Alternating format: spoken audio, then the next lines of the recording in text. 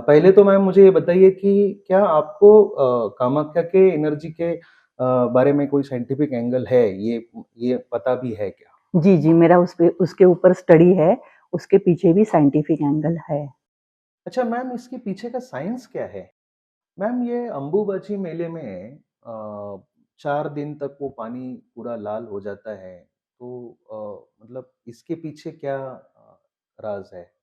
Yes. वहाँ पे जो बलि दिया जाता है उस बारे में आप क्या कहना चाहोगे? जी, वहाँ पे बहुत ज़्यादा बलि जी दिया जाता है।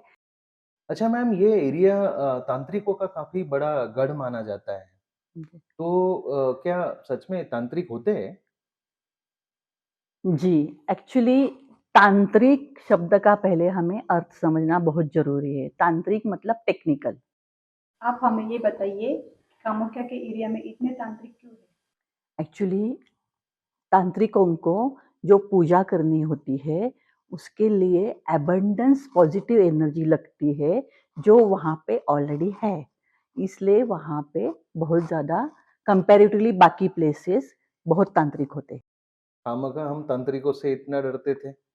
अब तो जब भी जाऊँगा कामाख्या देवी, मैं तांत्रिकों से भी मिल के आऊँगा। जी नहीं, बिल्कुल ऐसा मत कीजिए, क्योंकि क्या होता है, जब हमें कोई एनर्जी या पावर मिलती है, तब हम उसका किस तरह से इस्तेमाल करेंगे, ये बता नहीं सकते।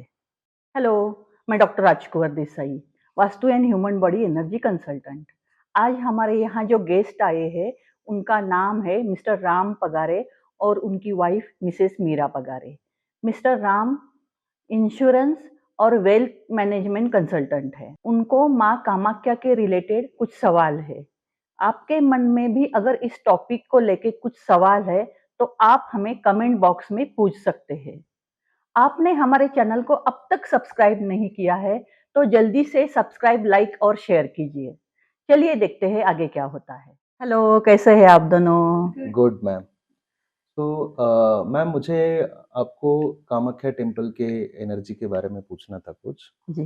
अ, मैंने आपका कुंभ मेला रिलेटेड जो साइंटिफिक पॉडकास्ट था वो देखा था और उसके बाद से मेरे मन में एक सवाल तब से है कामाख्या के एनर्जी में कोई साइंटिफिक एंगल है क्या वो पूछने का। पहले तो मैम मुझे ये बताइए कि क्या आपको कामाख्या के एनर्जी के बारे में कोई साइंटिफिक एंगल है? ये पता भी है क्या? जी, जी, मेरा उसके ऊपर स्टडी है, उसके पीछे भी साइंटिफिक एंगल है। तो फिर आप हमें कामाख्या के एनर्जी के बारे में साइंटिफिकली बताएँगे? जी, एक्चुअली मेरे हिसाब से कामाख्या के यहाँ पे जो एनर्जी है, वो वन ऑफ द सिर्फ इंडिया की नहीं, वर्ल्ड की बहुत पावरफुल एनर्जी है। अच्छा मैम इसके पीछे का साइंस क्या है? अ, देखिए, जहाँ हमें माँ कामाख्या का आध्यात्मिक एंगल काफ़ी सारे बुक्स में मिलता है। हम लोग उसके बारे में बात नहीं करेंगे, हम लोग साइंटिफिक अप्रोच से देखेंगे। देखिए क्या होता है, जहाँ पे पानी की इन्वॉल्वमेंट होती है, वहाँ पे एनर्जी बहुत पावरफुल बन जाती है। माँ कामाख्या के यहाँ पे एक कुंड है और वहाँ पे पानी है और वहाँ पे माँ की मूर्ति नहीं है, एक नेचुरल शेप है, उसकी पूजा हो जाती है और वहाँ पे हमेशा पानी भरा रहता है। रोज़ हज़ारों लोग आके वहाँ का पानी लेके जाते हैं, फिर भी वो पानी खत्म नहीं होता है। मतलब जहाँ पे पानी की इन्वॉल्वमेंट है, वहाँ पे डेफ़िनेटली एनर्जी की इन्वॉल्वमेंट बहुत ज़्यादा होती है, क्योंकि पानी नॉट ओनली गुड कंडक्टर, लेकिन पानी एनर्जी भी बहुत स्टोर करता है। अच्छा मैम आप मुझे बाकी सब बताने से पहले वो गर्भगृह के बारे में बताइए क्योंकि मैं वहाँ पर गया नहीं हूँ, सिर्फ़ सुना है। अच्छा, एक्चुअली बाकी मंदिरों की तरह गर्भगृह में माँ की कोई मूर्ति नहीं है। वहाँ पे एक कुंड है, जिसमें पानी रहता है और कुंड में ही एक नेचुरल फॉर्म का शेप है और उसी की पूजा की जाती है। तो ये पानी क्या है? एक्चुअली कामाख्या मंदिर में पानी का ही सबसे ज़्यादा महत्व है। पानी ही बहुत पावरफुल है और उसी की पूजा की जाती है। मतलब हम जब जाते हैं तो वो पानी हमको पीना है, खुद की बॉडी पे स्प्रिंकल करना है, घर में लेके आना है। तो माँ कामाख्या में सब कुछ सबसे इम्पोर्टेंट या सब कुछ पानी ही है। तो क्या वो कुंभ मेले के पानी से भी ज़्यादा पावरफुल है? जी, वो कुंभ मेले के पानी से भी ज़्यादा पावरफुल है। हुँ। वो कैसे? एक्चुअली कुंभ मेले में क्या होता है, ग्रहों के पोजीशन के कारण टेम्पररी वहाँ की एनर्जी बहुत पावरफुल हो जाती है। लेकिन यहाँ पे कामाख्या मंदिर के यहाँ पे वो जो कुंड है, वहाँ पे जो पानी आता है, वो पहले से ही पावरफुल पानी आता है। कुंड भी पहले से ही पावरफुल है और वहाँ पे जो डेली मंत्र जाप होता है, उससे वो पानी और भी पावरफुल हो जाता है। इसलिए वो बहुत ज़्यादा पावरफुल है। आप बता रहे थे मैम वो पहले से ही पानी पॉज़िटिव आता है, वो कैसे? अच्छा मैम आप कह रहे थे कि वो पानी पहले से ही पॉज़िटिव आता है, तो इसके बारे में कुछ बताइए?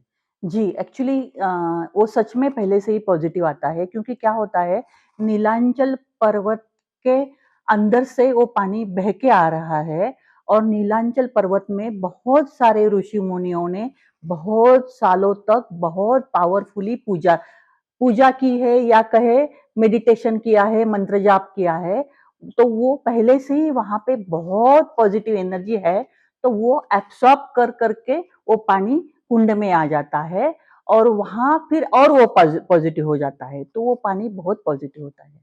मैम मैं कुछ समझी नहीं। एग्ज़ाम्पल से समझाते हैं।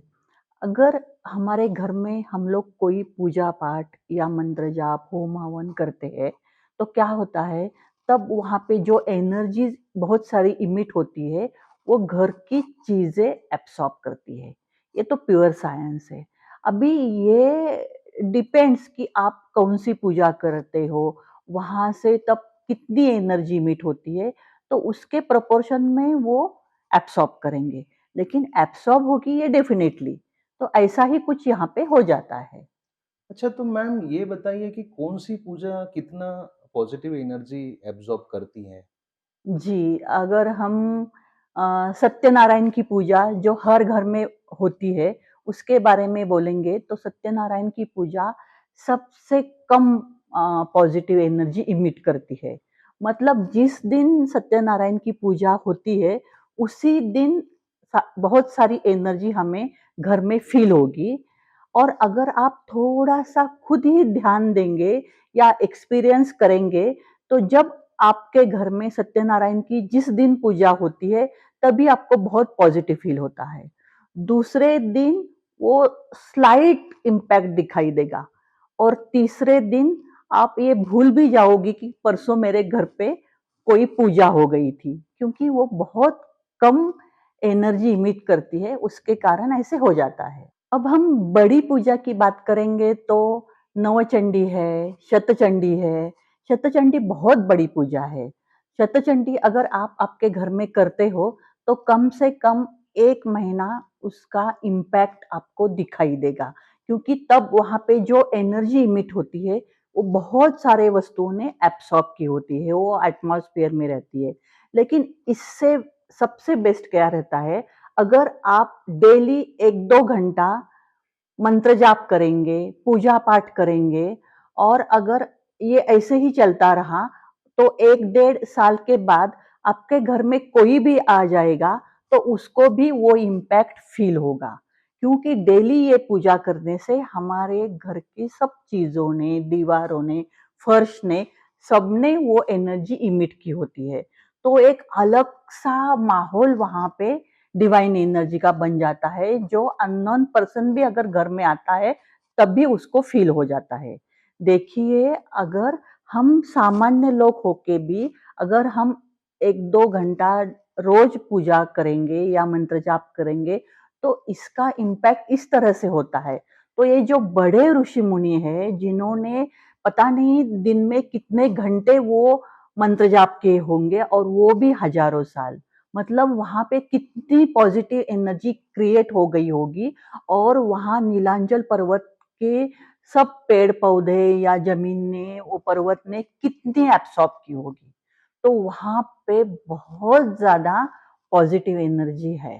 तो क्या इसी कारण कामाख्या कॉरिडोर को अपोज हो रहा है? जी, एक्चुअली कामाख्या कॉरिडोर नीलांचल पर्वत पर बनाने की सरकार की योजना है। अगर वहाँ पे कामाख्या कॉरिडोर बनता है, तो ये जो हज़ारों साल वहाँ पे जो ऋषि-मुनियों ने जो मंत्र जाप करके या मेडिटेशन करके जो एनर्जीज़ वो पर्वत ने एब्सॉर्ब की थी, वो खत्म हो जाएगी। और दूसरी एक बात, जो कुंड में पानी आ रहा है, वो नीलांचल पर्वत से ही आ रहा है। तो वो कहाँ से बह के आ रहा है किसी को मालूम नहीं। वो कौन से सोर्स से, किस रोड से आ रहा है। अगर वो डैमेज हो गया, वो पानी आना बंद हो गया, तो कामाख्या टेम्पल का पूरा एनर्जी जो भी अभी है वो ही खत्म हो जाएगा। इसलिए वो जो कामाख्या कॉरिडोर हो रहा है उसको अपोज हो रहा है और मेरे हिसाब से वो सही है। मैम ये अंबुबाची मेले में 4 दिन तक वो पानी पूरा लाल हो जाता है, तो मतलब इसके पीछे क्या राज़ है? एक्चुअली क्या है, ये अंबुबाची मेला सूरज जब आर्द्रा नक्षत्र में प्रवेश करता है तब भी शुरू होता है। मतलब फुल बारिश के सीजन में, और वहाँ पे लाल मिट्टी है। तो वो लाल मिट्टी पानी में बह के वो कुंड में आ जाती है। और दूसरा एक इम्पोर्टेंट रीज़न है कि कामाख्या माता की पूजा अ, जास्वंद मतलब एकदम लाल जास्वंद जिसको हम लोग रेड हिबिस्कस बोलते हैं, ब्लड रेड, वही फूलों से पूजा होती है। अगर आप आज भी जाओगे, तब भी वही सिर्फ वही फूल पूजा के लिए यूज़ होते हैं। तो क्या होता है, ये लाल पानी बह रहा है, फिर माँ कामाख्या का शेप कुंड में है, वहाँ पे पानी है, तो वहाँ पे लाल हिबिस्कस के फूल्स वहाँ पे 4 दिन पड़े रहते हैं, तो ये सब मिलके वो कलर लाल हो जाता है। आज भी अगर आप वो पानी लेके आते हैं, तो भी वो रेडिश दिखाई देगा। अगर आप ट्रांसपेरेंट काँच के ग्लास में देखेंगे, तो वो रेडिश होता है क्योंकि वो जो जास्वंद का लाल फूल का पानी में वो उतर जाता है कलर, और वो उसी कारण वो लाल हो जाता है। बहुत बढ़िया मैम, आपने कितना आसानी से इन चीज़ों का जवाब एकदम साइंटिफिकली और लॉजिकली हमें समझाया। मेरे मन में हमेशा से ये मतलब सवाल रहता था कि क्यों लाल होता होगा ये पानी? मतलब अ, या कोई मतलब उसमें कुमकुम मिलाते हैं या कुछ मिला रहे हैं।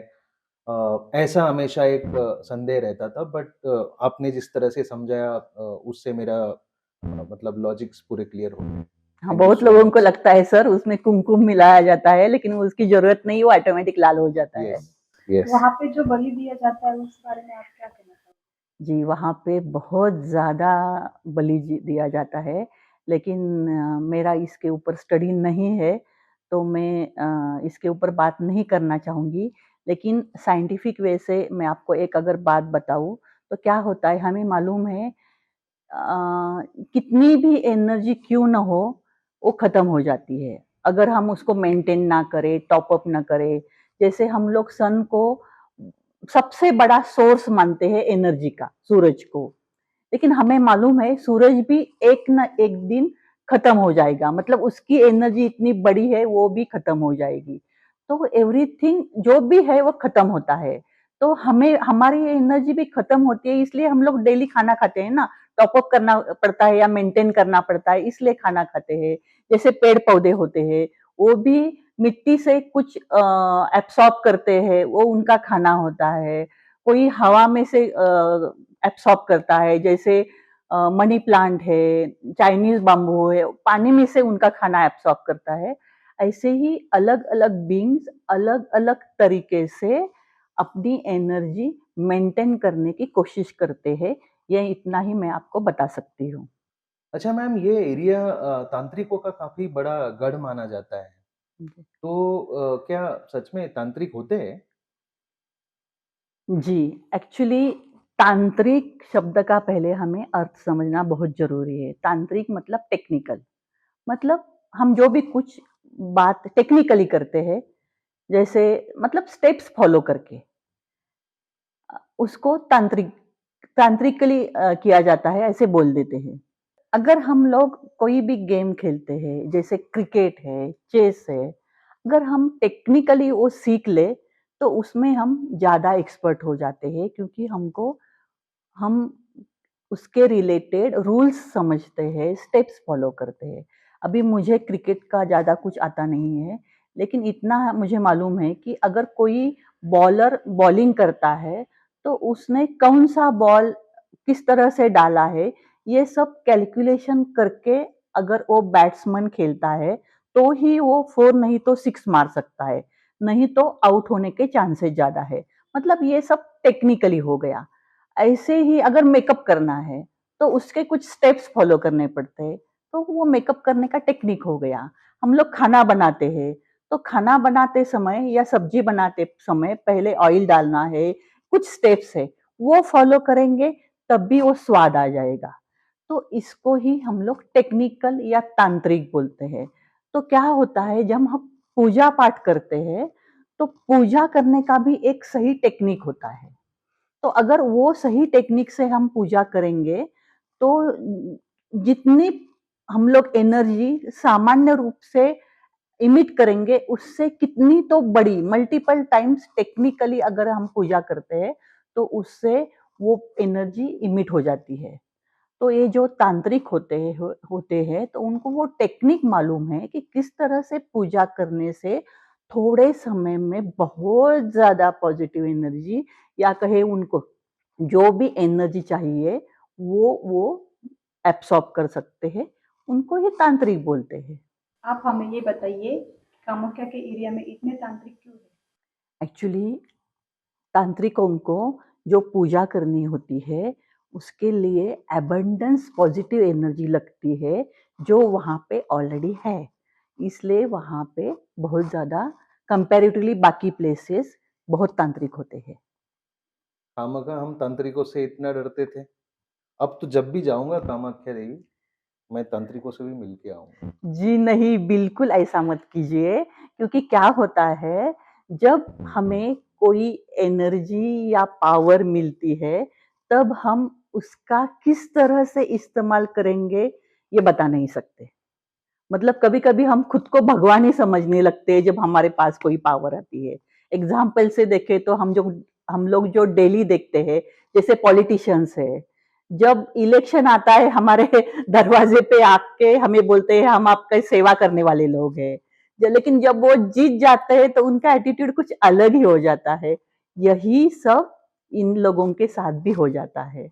मतलब उनका इंटेंशन जब वो पूजा करते हैं, उनके पास कुछ नहीं होता है, तो जैसे भगवान को पाना है, बहुत सारी पॉजिटिव एनर्जी लेके लोगों की सेवा करनी है, ऐसा भाव रहता है। लेकिन एक्चुअली उनके पास बहुत पॉजिटिव एनर्जी आती है, तो उनमें से बहुत सारे लोग खुद को भगवान समझने लगते हैं। फिर उनका इंटेंशन क्या होगा, ये हम बता नहीं सकते। तो आप ऐसा मत कीजिए, हम सामान्य लोग हैं, जितना हो सके उनसे दूरी बनाने दूरी बना के रखना ही अच्छी बात है। ये सब सुनकर मुझे अभी जल्दी ही कामाख्या टेम्पल जाने का मन कर रहा है।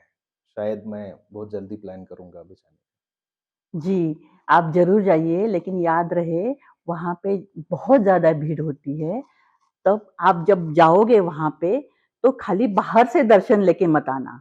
मतलब गर्भगृह में जाइए, वहाँ का कुंड में जो पानी है, उसको पी लीजिए, खुद के ऊपर स्प्रिंकल कीजिए और साथ में हमारे रिलेटिव्स को लेके भी आइए। ऐसे ही बाहर से दर्शन करके मत आइए। जी, मैं कुछ समझी नहीं। एक्चुअली क्या होता है, कामाख्या के यहाँ पे बहुत ज़्यादा भीड़ है, बहुत ज़्यादा इमेजिनेशन से परे भीड़ है। तो वहाँ पे 2 लाइन्स लगती है। एक लाइन है जो सामान्य लोगों की या बिना डोनेशन दिए हुए, तो वो लाइन दूसरे दिन की 8 बजे के दर्शन के लिए रात को 12 साढ़े 12 बजे ही लगती है और उसको कम से कम दर्शन लेने के लिए 8 से 10 घंटे लगते हैं। और दूसरी लाइन रहती है, हम लोग ₹500 डोनेशन देके लाइन लगाते हैं, तो वो टिकट्स बहुत लिमिटेड होते हैं। तो वो टिकट जल्दी ही खत्म हो जाते हैं। तो उस वो लाइन अगर हम लोग वो लाइन में लगेंगे तो 4-5 घंटे में हमें गर्भगृह का दर्शन मतलब जहाँ पे कुंड है वहाँ पे जाने को मिलता है। लेकिन वो टिकट लेने के लिए सुबह 4:30-5 बजे लाइन में लगना पड़ता है। तो आप ये सब ध्यान रखिए, मतलब ऐसे ही गए फिर क्या होगा, सिर्फ़ बाहर का ही मुख्य दर्शन लिया या फिर ऐसा मत कीजिए क्योंकि हम लोग इतने दूर जाते हैं, बार-बार जाने को होता नहीं है। तो इसलिए आप ये सब ध्यान में रख के जाइए। क्या बात कर रहे हो मैम? मतलब शायद दर्शन हो भी नहीं सकता? जी, आपको केयर लेनी पड़ेगी, जल्दी जाना पड़ेगा। तो मैं तो ज़रूर अभी ये याद रखूँगा और वो सवेरे 4:30 बजे की जो ₹500 वाली लाइन है 100% उसी में जॉइन करने की कोशिश करूँगा। कोशिश नहीं सर, आप वहीं पे जॉइन कीजिए, इतनी दूर जाने के बाद तो पानी को छूना, उसको पीना बहुत ज़रूरी है।